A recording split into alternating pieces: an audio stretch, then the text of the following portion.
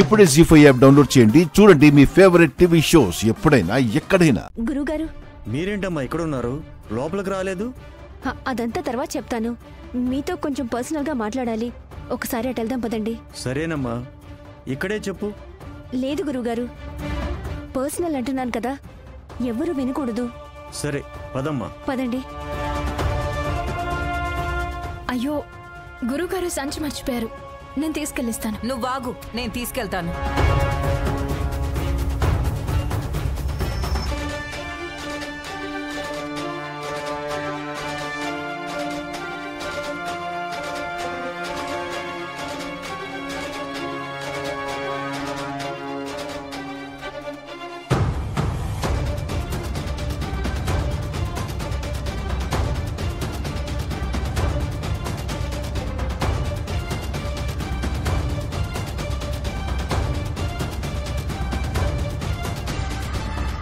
మీరు కూడా ఇక్కడే ఉన్నారేంటి?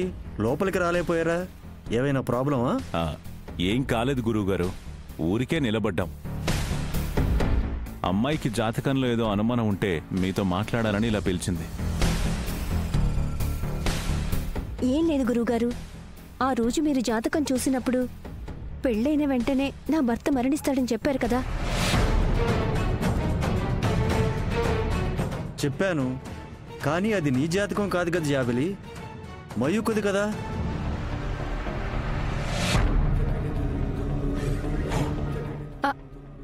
అవునండి, అదే మయూకదే. పాపం, అంతా అమ్మాయి దురదృష్టం. మెడలో తాళిపడిన 30 రోజుల్లోపే భర్త మరణిస్తాడు.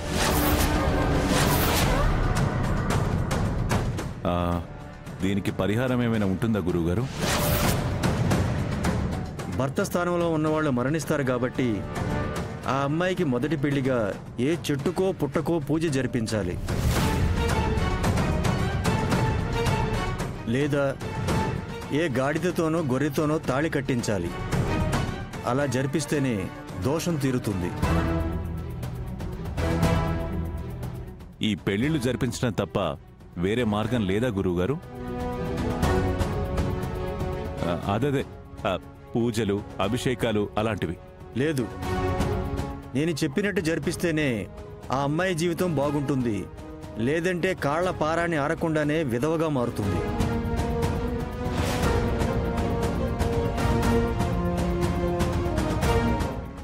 లేదు లేదు గురువుగారు, వెంటనే మీరు చెప్పినట్టు చేస్తాం. మంచిది.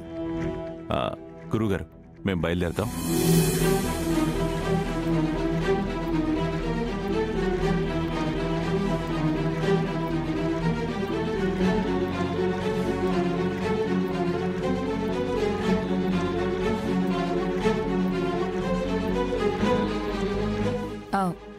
గురుగారు, ఇదిగో మీ సంచి మర్చిపోయారు.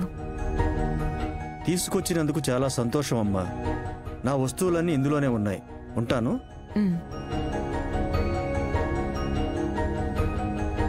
అంటే పొన్నమి ఆ రోజు చెప్పింది నిజమే. పృథ్వీ ప్రాణాలు కాపాడడానికి ఈ పెళ్లి చేసుకుంది. ఈ దొంగ మొహం దాని మెళ్ళో తాళి కట్టుంటే నా బిడ్డ ప్రాణాలకే ప్రమాదం వచ్చేదన్నమాట. ఎన్ని రోజులు పున్నమిని అపార్థం చేసుకున్నానన్నమాట.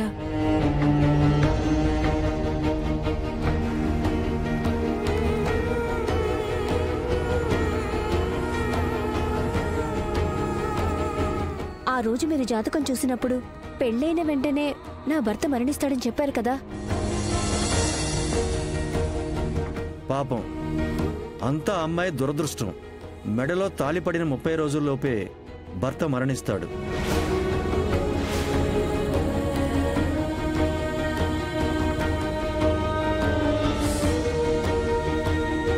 పున్నమి,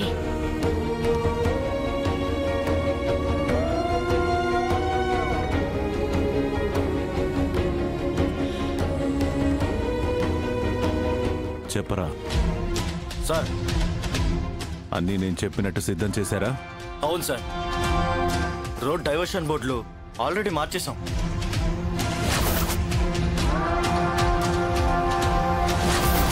వాళ్ళు వెళ్లాల్సిన దారి కాకుండా మనం అనుకున్న దారిలోకే బస్సు వస్తుంది సార్. ఆ తర్వాత మీరు చెప్పినట్టే చేస్తాం సార్. ఎక్కడ ఏది మిస్ అవ్వకుండా చూసుకోండి. ఇలాంటి అవకాశం మళ్ళీ రాదు. బస్సులో ఏ ఒక్కడూ మిగలకూడదు. అంతా అనుకున్నట్టుగా జరిగితే నేను చెప్పిన దానికన్నా ఎక్కువే ముట్ట చెప్తాను. సరే సార్.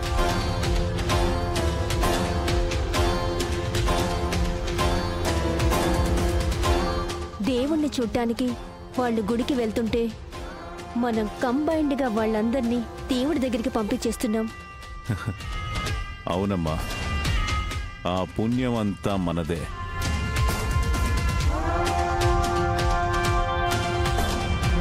ఏంటి నానమ్మా, నాన్న గుర్తుకొస్తున్నారా? ఎంత చెప్పినా ఇలా బాధపడుతుంటే ఎలా? ఆ శివయ్యకి పూజ చేసిన తర్వాత నాన్న జాతకం మారుతుంది. ఖచ్చితంగా జైలు నుండి బయటకొస్తారు.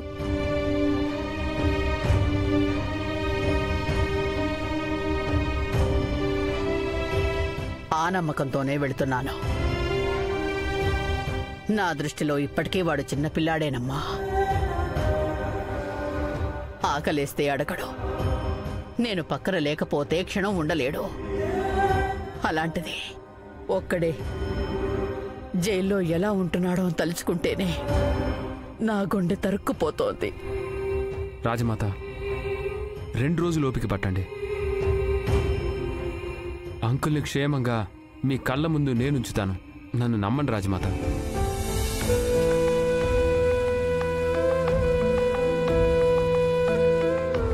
పున్నమి, చెప్పండి అత్తయ్య.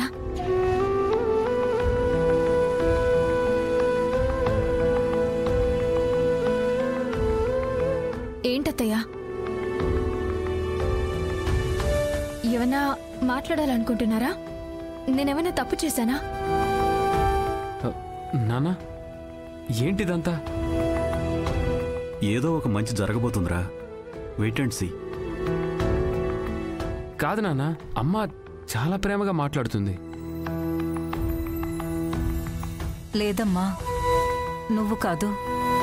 ఎన్ని రోజులు నీ విషయంలో నేనే తప్పు చేశాను.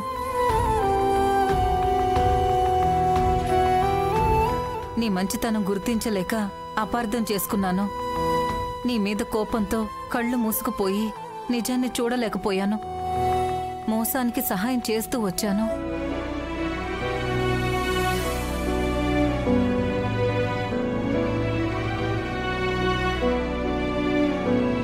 దేని గురించి మాట్లాడుతున్నారు అత్తయ్య?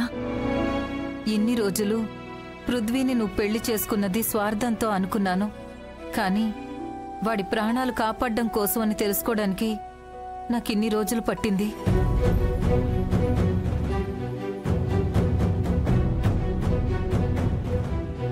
తాళిని అడ్డు పెట్టి యమపాశాన్ని దూరం చేశావు. నా కొడుకు ప్రాణాలు కాపాడడానికి నువ్వు చేసిన పనికి ఎన్ని జన్మలెత్తినా నీ రుణం తీర్చుకోలేనమ్మా.